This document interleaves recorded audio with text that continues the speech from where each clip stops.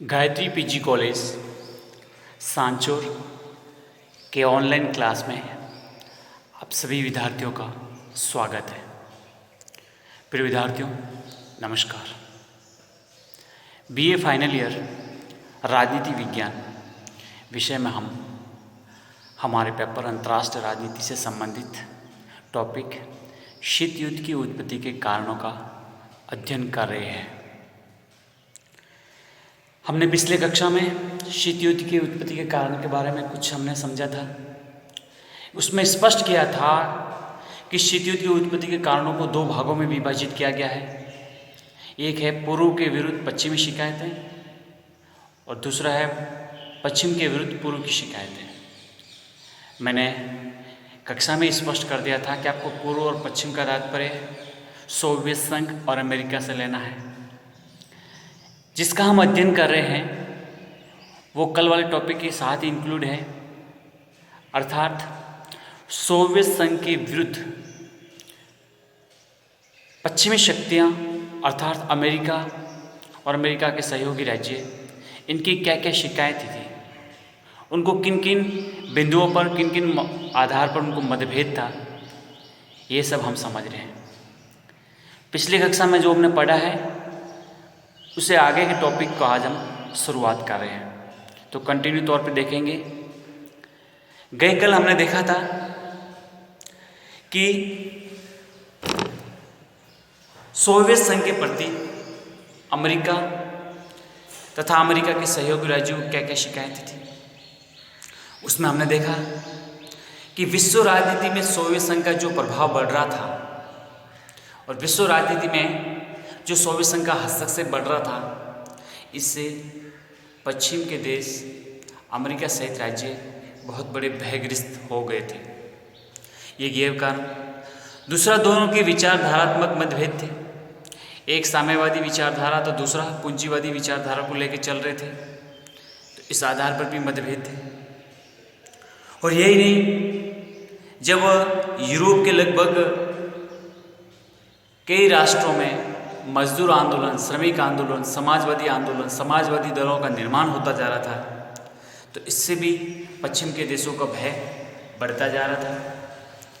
साथ ही साथ सोवियत संघ द्वारा याल्टा समझौते की अवहेलना की जा रही थी। पोलैंड में जबरदस्ती सोवियत हस्तक्षेप हो रहा था तथा पोलैंड के नेताओं की गिरफ्तारी हो रही थी। पूर्वी यूरोप के देशों में साम्यवाद का निर्यात किया जा रहा था और चीन में जो क्रांति हुई उसमें क्रांति में साम्यवादियों को सोवियत संघ के द्वारा भरपूर सहायता दी जा रही थी। तो इन बिंदुओं पर हमने कल अध्ययन किया था। आज हम देखेंगे उससे आगे के और भी क्या सोवियत संघ से पश्चिमी शक्तियों के मतभेद थे, उनको समझेंगे। तो देखिए, आज हम सबसे पहले देखेंगे ईरान से सोवियत सेना का न हटाया जाना। सोवियत सेना का ईरान से न हटाना भी शीत युद्ध की उत्पत्ति में एक कारण माना जाता है। देखिए, जब द्वितीय विश्व युद्ध हुआ तो 1942 में समझौते के तहत जर्मनी के आत्मसमर्पण के 6 महीने के अंदर अंदर सोवियत संघ पश्चिमी शक्तियों ने ईरान से अपनी फौजें हटाना स्वीकार कर लिया था। युद्ध के बाद अमेरिका, ब्रिटेन ने तो ईरान से अपनी सेना हटा ली, लेकिन सोवियत संघ ने ईरान से अपनी जो सेना है वो या फौज है नहीं हटाई। कहने का तात्पर्य क्योंकि आपको पता है कि द्वितीय विश्व युद्ध में ये सब साथ थे, यानी फ्रांस, ब्रिटेन, अमेरिका और सोवियत संघ, ये मित्र राष्ट्र थे। अब 1942 में जो समझौता हुआ और समझौते के तहत जब जर्मनी ने आत्मसमर्पण कर दिया, उसके 6 महीने के भीतर भीतर सोवियत संघ को और पश्चिमी शक्तियाँ जो अमेरिका के साथ थी, इनको ईरान से अपनी फौजें हटा लेनी थी। अब युद्ध के बाद सब कुछ होने के बाद अमेरिका, ब्रिटेन ने तो ईरान से अपनी सेना हटा ली, लेकिन सोवियत संघ ने ईरान से अपनी फौजें नहीं हटाई। तो इससे उनके मन में एक रहस्य गहरा है कि क्यों नहीं हटा रहा, आखिर उसके हित क्या है, वो चाहता क्या है। तो ये भी एक शीत युद्ध में उग्रता लाने का कारण बना। यही नहीं, यूनान में भी सोवियत संघ द्वारा हस्तक्षेप किया गया।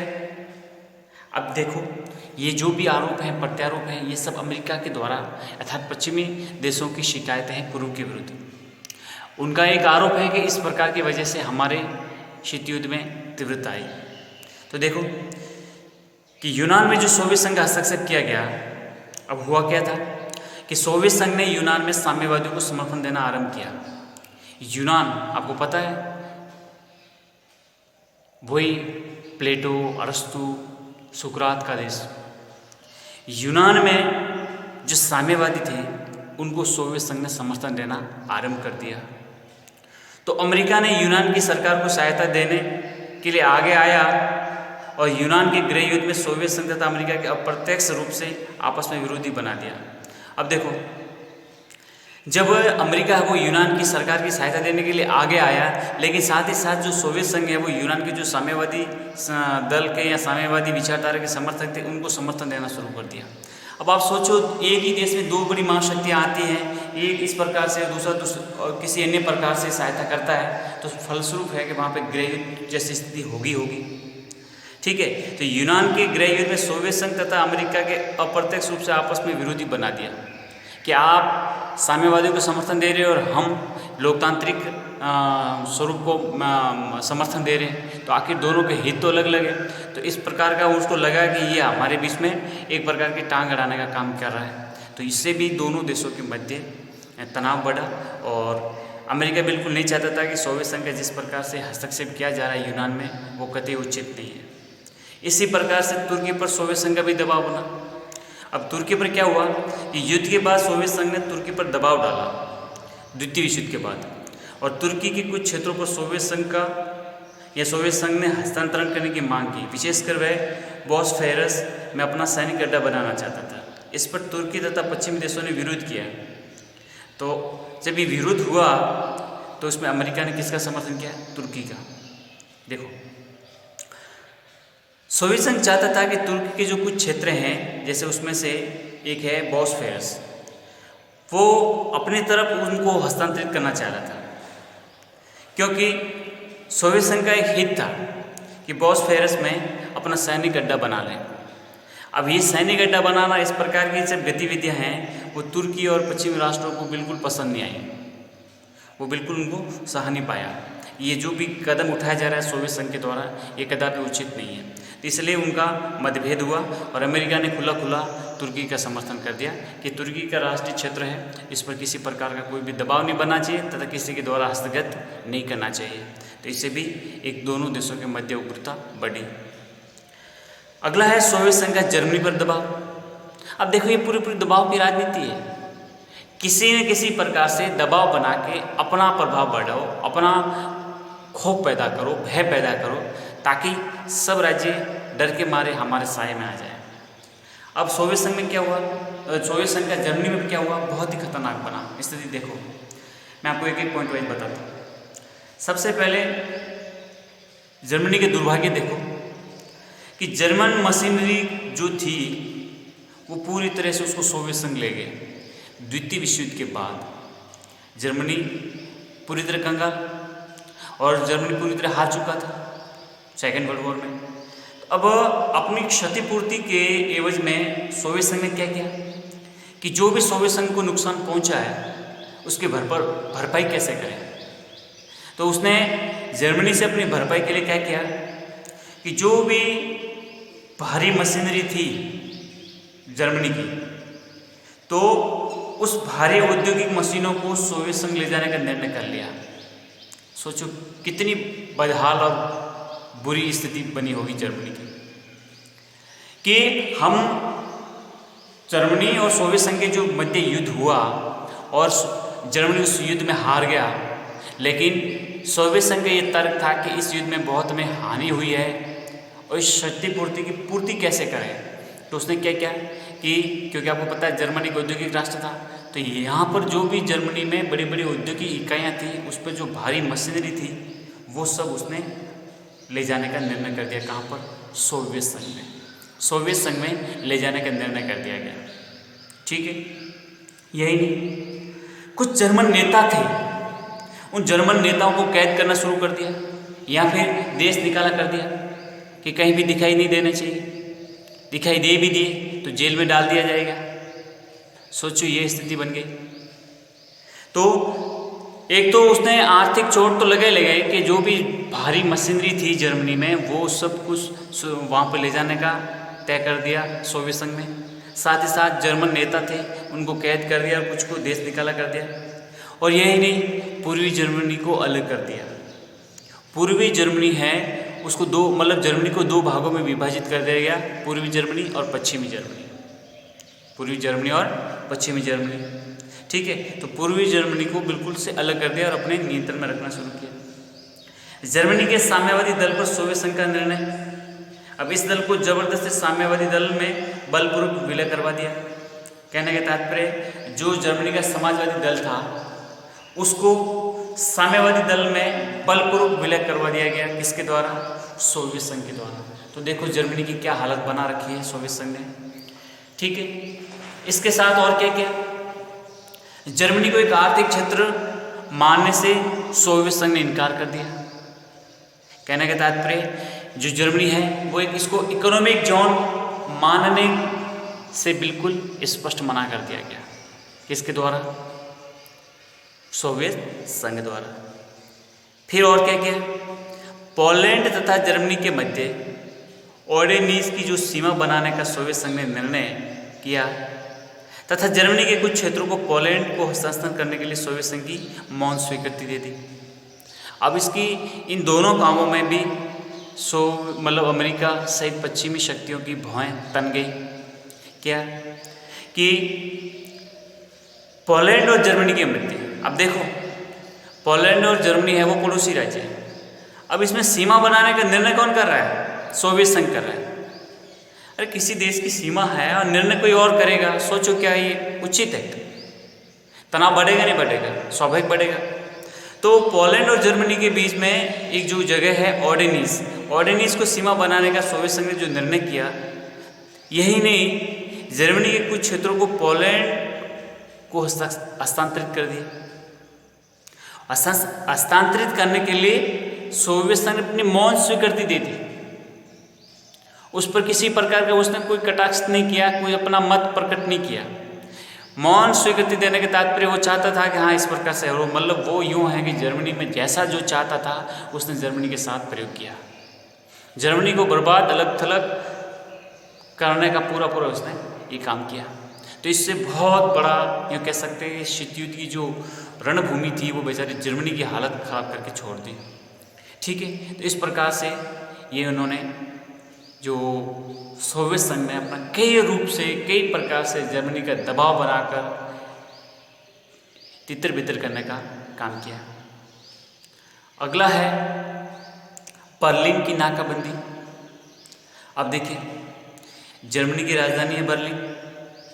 अब बर्लिन के आधिपत्य को लेकर सोवियत संघ तथा अमेरिका में तीव्र मतभेद पैदा हुए हैं। अब बर्लिन एक बहुत बड़ा महानगर था, बहुत बड़ा औद्योगिक केंद्र था। इस पर नज़र दोनों महाशक्तियों की थी कि किस प्रकार से इस पर नियंत्रण रखा जाए, कैसे क्या करें। तो इस पर आधिपत्य को लेकर सोवियत संघ और अमेरिका दोनों में जबरदस्त मतभेद पैदा हो गए। पूर्वी बर्लिन और पश्चिमी बर्लिन। अब देखो जिस प्रकार से जर्मनी का विभाजन होता है दो भागों में, पूर्वी जर्मनी और पश्चिमी जर्मनी, उसी प्रकार से बेचारे जो बर्लिन महानगर है बर्लिन को भी दो भागों में विभाजित कर दिया गया, पूर्वी बर्लिन और पश्चिमी बर्लिन। अब जो पूर्वी बर्लिन है वो सोवियत संघ के नियंत्रण में है और पश्चिमी बर्लिन है वो अमेरिका के, यानी इसको दो भागों में विभाजित करके दो महाशक्तियों ने अपना नियंत्रण स्थापित कर लिया गया, ठीक है। अब पश्चिमी शक्तियाँ द्वारा, जो पश्चिमी शक्ति मतलब अमेरिका और अमेरिका के सहयोगी राज्य, तो पश्चिमी शक्तियों द्वारा बर्लिन के अपने अधिकृत क्षेत्र में नई मुद्रा को शुरू करने का फैसला जो किया उस पर सोवियत संघ ने कड़ा ऐतराज जताया। अब क्या किया कि इन अमेरिका सहित देशों ने अपने नियंत्रण में जो बर्लिन है वहाँ पर एक नई मुद्रा चलाने को शुरू कर दिया, अपने अधिकृत क्षेत्र में एक नई मुद्रा शुरू कर दी। सोवियत संघ इसका पूरा विरोध जताया। सोवियत संघ ने जून 1948 में बर्लिन की नाकाबंदी कर दी। किसने? सोवियत संघ ने। 1948 में बर्लिन की नाकाबंदी कर दी, तो अब कैसे क्या करें? नाकाबंदी हो गई तो आवागमन बंद हो गया, ट्रेनें, सड़क यातायात बंद हो गया। तो इसके जवाब में पश्चिमी शक्तियों ने क्या किया? पश्चिमी शक्तियों ने पश्चिमी बर्लिन में वायुयान द्वारा माल भेजने का निर्णय कर दिया गया। आपने रेल रोक दी, सड़क रोक दी, कोई बात नहीं, उन्होंने वायुयान, एरोप्लेन के द्वारा माल भेजने का निर्णय कर दिया। तो क्या इससे तनाव बढ़ेगा कि घटेगा? स्वाभाविक ही बढ़ेगा। जिस प्रकार से बर्लिन की नाकाबंदी की, बर्लिन को 2 भागों में विभाजित किया और पश्चिमी शक्तियों ने नई मुद्रा चलाई, तो इसका पूरा विरोध जताया। और जब विरोध जताया तो उसने फिर जब विरोध के फलस्वरूप जब बर्लिन की चारों तरफ से नाकाबंदी की, तो फिर अमेरिका सहित पश्चिमी राष्ट्रों ने क्या किया कि अगर आप नाकाबंदी करते हो तो भी हम यहाँ पर जो माल का आवागमन है ये रुकने वाला नहीं है, माल तो भेजेंगे भले कुछ भी हो। फिर उन्होंने क्या किया? वायुयान के द्वारा बर्लिन में अपना माल भेजने का निर्णय ले लिया। तो आप देखेंगे कि इस बर्लिन की नाकाबंदी की घटना ने शीत युद्ध में बहुत बड़ा ज़बरदस्त तीव्रता लाने का काम किया, बहुत बड़ी उग्रता लाई दोनों देशों के मध्य और तनाव को बढ़ाने में महत्वपूर्ण भूमिका निभाता है ये घटना। अगला है सुरक्षा परिषद में सोवियत संघ द्वारा बार बार वीटो का प्रयोग। अब देखो, आप सभी को पता है कि हमारे संयुक्त राष्ट्र संघ का एक अंग है सुरक्षा परिषद, सिक्योरिटी काउंसिल। उसमें जो 5 स्थायी सदस्य हैं उन सभी को वीटो का पावर मिला हुआ है। अब सुरक्षा परिषद में जो भी निर्णय किए जाते हैं वो प्राय आम सहमति से होते हैं, बहुमत से नहीं होते हैं। 5 स्थायी सदस्य हैं और किसी प्रस्ताव पर एक सहमत नहीं है तो वो बिल्कुल निर्णय नहीं लिया जाएगा, उस निर्णय पर वीटो का प्रयोग कर लिया जाएगा, अर्थात वो निर्णय अमल में नहीं आएगा। वीटो का तात्पर्य है निषेधाधिकार, अर्थात मैं मना करता हूँ। अब हुआ ये कि आपको पता है सुरक्षा परिषद मतलब कहने के तात्पर्य यूएनओ की स्थापना के साथ ही 5 स्थायी मेंबर बना दिए गए थे, ठीक है। उसमें सोवियत संघ भी स्थायी मेंबर है। अब इसमें सुरक्षा परिषद का सोवियत संघ ने, अब ऐसा आरोप था पश्चिमी शक्तियों का कि इसने अपने मन के अनुसार, अपने हित के अनुसार बार बार वीटो का प्रयोग करके अपने एक प्रकार से तानाशाही मतलब प्रकट करने का काम किया। मतलब पश्चिमी शक्तियों में ये तीव्र रोष पैदा हुआ कि ये बार बार वीटो का प्रयोग क्यों कर रहा है। सोवियत संघ ने वीटो का बार बार प्रयोग इसलिए किया कि सुरक्षा परिषद किसी भी ऐसे मामले पर निर्णय न दे सके जो सोवियत सरकार के हितों के पक्ष में न हो या हानिकारक। कहने का तात्पर्य वो इसलिए बार बार प्रयोग करता है कि सुरक्षा परिषद के द्वारा ऐसा कोई भी निर्णय न लिया जा सके जो सोवियत संघ के हितों के खिलाफ हो, सोवियत संघ के जो अपने राष्ट्रीय हित हैं उनके खिलाफ हो, या फिर उनसे हानि पहुंचती हो या उनकी सुरक्षा को खतरा हो, ऐसा कोई भी निर्णय नहीं लिया जा सकेगा। पश्चिमी शक्तियों का यह भी आरोप था कि सोवियत संघ हमेशा पश्चिमी नीतियों का अनुसरण करता है। अब देखो, सोवियत संघ पर यह आरोप है किसका? पश्चिमी शक्तियों का, कि इसकी आदत सी बन गई है कि ये हमेशा पश्चिमी राष्ट्रों के विरोधी नीतियों का अनुसरण करता है। मतलब जहाँ कहीं भी मौका मिलेगा तो पश्चिम की नीतियों का वो विरोध करेगा। पश्चिम की नीतियों का विरोध जताना उसका एक महत्वपूर्ण एजेंडा बन गया है। हर समय हमारे खिलाफ रहता है, हमारे विरुद्ध रहता है। तो इसका भी उन्होंने बहुत बड़ा एक विरोध जताया कि हर वक्त पश्चिम के पीछे बार बार उसका विरोध जताना भी हित में नहीं है, ठीक है। तो इस प्रकार से सोवियत संघ में इस जो मतलब सुरक्षा परिषद में सोवियत संघ द्वारा बार बार वीटो का प्रयोग किया जाना भी शीत युद्ध की तीव्रता में भूमिका निभाता है। अगला है शांति संधियों पर मतभेद। शांति संधियों पर मतभेद। अब देखिए, पराजित राष्ट्रों को अपने अनुकूल परिस्थिति पैदा करने में सोवियत संघ का जबरदस्त प्रयत्न रहा है। पराजित राष्ट्र, पराजित राष्ट्र मतलब जो युद्ध में हार चुके राष्ट्र, उन राष्ट्रों को अपने अनुकूल परिस्थितियों पैदा करने के लिए सोवियत संघ ने हमेशा काम किया। जैसे अपन इटली में समझ सकते हैं कि इटली में सोवियत संघ ने किस प्रकार से अपने अनुकूल परिस्थिति बनाने के लिए काम किया। ठीक है, तो उन्होंने जो भी संधियाँ की, संधियों से उस पर पूरी तरह से अमल में नहीं लाना, किसी प्रकार का हस्तक्षेप करना, ये सोवियत संघ के द्वारा निभाया जा रहा था। इससे भी मतभेद पैदा हुए और इसी के साथ साथ सोवियत संघ ने बाल्कन समझौता उसका भी अतिक्रमण किया, उसको भी उल्लंघन करने का प्रयास किया। तो इन उपरोक्त आधार पे जो भी कारण हमने स्पष्ट किए कक्षा में, पिछली कक्षा में और आज की कक्षा में, इनसे पूरी तरह से पश्चिम के राष्ट्रों को इन उपरोक्त आधार पर शिकायतें थी कि सोवियत संघ द्वारा इस प्रकार से ये सब कदम उठाए जा रहे हैं और अंतर्राष्ट्रीय राजनीति में दोनों महाशक्तियों के मध्य एक प्रकार से शीत युद्ध प्रारंभ होता है, तनावपूर्ण एक माहौल क्रिएट होता है, जिसको हमने 1945 से 50 तक देखा। तो आज की कक्षा में हमने केवल एक पक्ष देखा है कि पश्चिमी शक्तियों का पूर्व के विरुद्ध क्या क्या शिकायतें थी। हम हमारी नेक्स्ट क्लास में पश्चिम के विरुद्ध पूर्व की शिकायतें अर्थात अमेरिका के विरुद्ध सोवियत संघ की क्या क्या शिकायतें थी उसको स्पष्ट करेंगे।